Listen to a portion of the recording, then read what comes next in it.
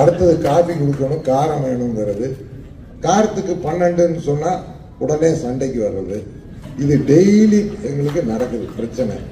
ஒரே பில்லுல ஒரு ஃபேமிலிக்கு டிஃப்ரெண்டா ஜிஎஸ்டி போட்டு கொடுக்கறது கஷ்டமா இருக்கு.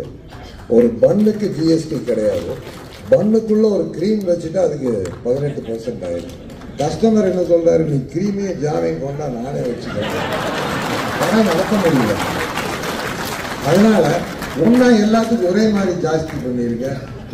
இன்னொன்னு இதே அம்மா வந்து உங்க எம்எல்ஏ அம்மா தான் இதெல்லாம் பண்றது. அவங்க எங்க தொகுதியில் இருக்காங்க. கடையில வந்துட்டு வடநாட்டில் அதிகம் ஸ்வீட் சாப்பிட்றாங்க. அதனாலதான் அம்மா இங்க அதுக்கு 5% காரத்துக்கு 12 பண்ணிட்டாங்க. நான் சொன்னேன் இல்லைங்க, அப்படியெல்லாம் இல்லை. தமிழ்நாட்டில் ஸ்வீட், காரம், காஃபி அப்படிதான் போகுது. அதனால தயவு செஞ்சு அதை கொஞ்சம் கன்சிடர் பண்ணுங்க மேடம். இந்தியா குறை சேர்த்து நீங்க ஏற்றி விட்டாலும் சந்தோஷம். ஒரே மாதிரியே பண்ணணும், தனித்தனியா வைக்காதீங்க. ஏன்னா வீடு ஒரு ஃபேமிலி வந்து கம்ப்யூட்டர் தண்டது மேடம். அது அந்த ஜிஎஸ்டி ஆபீசருக்கு இன்புட் கிரெடிட் எடுக்கிறப்ப ஒரே கிச்சன்ல தான் எல்லாம் பண்றாங்க. இன்புட் எடுக்கிறப்ப அதே கேஸ், அதே ஸ்வீட் மாஸ்டர், அதே கடலை மாவு, அதே மைதா மாவு, இன்புட் எப்படி மேடம் எடுக்க முடியும்? அதுல ஆபீசர்ஸ் பண்ணி வைக்கிறாங்க. ஸோ அவங்களுக்கும் ஹெல்ப் பண்ணுங்க.